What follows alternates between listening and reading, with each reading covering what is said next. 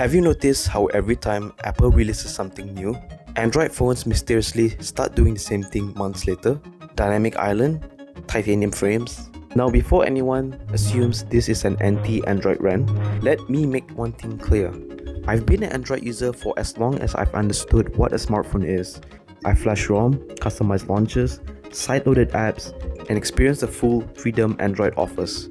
And honestly, in many ways, Android phones outshine iPhone. Better multitasking, faster charging, richer customization, and innovative camera tech that Apple often take years to catch up to. But the issue here isn't about performance or spec sheets, it's about something far more subtle yet powerful. Identity. Apple doesn't sell products, it sells a sense of belonging. Every design choice, every UI animation, every restriction even, reinforces the idea of being part of a tightly crafted ecosystem. One that feels exclusive, deliberate, and complete. Now, I also fully acknowledge that Apple has borrowed plenty from Android over the years. Widgets, customizable lock screen, and even a notification shade all existed in Android first. However, there is a key difference. When Apple copies features, Android on the other hand often copies Apple's philosophy. A decade ago, Android phones felt truly distinct. Think back to the HTC One M7. That brushed aluminium body, dual front speakers, and the clean yet appealing HTC Sense UI. Sense wasn't just a skin on top of Android. It was HTC's own statement of its identity and its own interpretation of what phone OS should be. The interface had a calm, almost zen-like elegance, smooth transitions, and a signature flip clock that became instantly iconic. It balanced minimalism with personality, proving Android could feel premium without pretending to be iOS. You could spot an HTC from across the room and know it wasn't trying to be an iPhone. Fast forward to today, and that bold spirit feels diluted.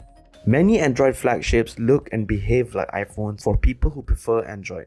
The quirks, the experimentation, the weird stuff that made Android stood out above the rest have slowly faded in favor of Apple-like polish and uniformity. So when I talk about the shift, this is exactly what I mean. When Apple launched the iPhone X in 2017, it eliminated the home button to make room for an edge-to-edge display. To house the new Face ID sensors, it introduced the now famous notch, black cutout at the top of the screen. And let's remember that this is something several Android manufacturers had already approached with slimmer bezels, pop-up cameras, and hole punch designs. At first, the internet mocked it. Memes called it ugly, and Android fans touted cleaner, hole punch, or teardrop camera designs. But once Apple normalized the design, almost every Chinese Android manufacturers released phones with notches within a year. In 2022, Apple evolved the notch into the dynamic island, a playful, software-driven animation that turned the cutout into a feature. Within months, Xiaomi and Realme launched their own smart island clones, adopting nearly identical interactions. The irony was hard to miss. What began as a workaround for Apple's bulky Face ID sensors became a trend others eagerly mimicked. By and large, Android's punch-hole and under-display camera solutions were technically more elegant and less intrusive. Yet, instead of charting their own creative paths, many brands chose to replicate Apple's aesthetic, chasing the same sense of polish and ecosystem cohesion that defines the iPhone experience. When Apple unveiled the iPhone 7 in 2016, it did something unthinkable at the time. It removed the 3.5mm headphone jack.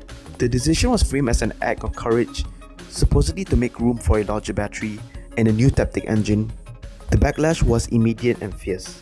Tech reviewers, audiophiles, and everyday users accused Apple of anti-consumer behavior. Memes flooded the internet. Competitors like Samsung and Google ran full-blown ad campaigns mocking Apple, proudly showing off their headphone jacks as symbols of practicality and user freedom. By 2018 to 2019, nearly every Android brand has followed Apple's lead. The industry narrative shifted towards wireless convenience, with Bluetooth audio positioned as the future. It wasn't just about design minimalism, it was a profit play. Removing the jack created an entirely new accessories market led by Apple's AirPods, which became a multi-billion-dollar product line and a cultural icon in their own right. Fast forward to 2025, and Apple made a surprising pivot with the iPhone 17 Pro, reportedly returning to an aluminium alloy. The new design softened the harsh, flat edges, striking a balance between comfort and structure. a subtle acknowledgement that not all trends age perfectly. Yet even before the Apple's reversal, Xiaomi 17 Pro arrived as a near carbon copy of the iPhone 17 Pro design. Same camera bump, same alignment, same metallic tone, same frame geometry.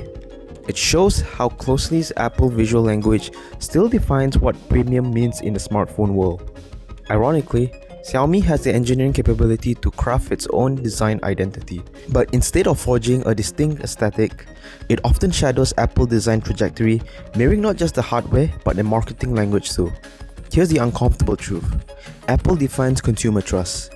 When Apple makes a design or policy change, it instantly becomes an industry standard. Android brands then react, not because they like ideas, but because Apple legitimizes risk. So yes, Android keeps copying Apple. But maybe the bigger question isn't who copies who, it's who are they becoming. Once upon a time, every phone brand had its own soul. And it wasn't just about features, it was about form and material. Some phones came out with slide-out keyboards or swivel designs, others were wrapped in leather, metal, or polycarbonate instead of fragile glass. Each brand had its own texture, its own design language, and its own philosophy of what a premium phone should feel like. And then there's the wave of Chinese manufacturers who are openly copy-paste Apple design language. They know exactly what they're doing, cloning the iPhone's frame, camera layout, and even UI animations because it sells. And that's sad because many of these Chinese phones are technically better than the iPhone. But just by doing that, they have placed Apple above them in status, as if approval must come from Cupertino first. If all phone looks and feel the same, then the industry looks the very identity that made Android special. Its freedom, diversity, and experimentation. Innovation used to come from brands that went against the tide, not those chasing company shadow. That's how we even got the iPhone form factor in 2007 in the first place.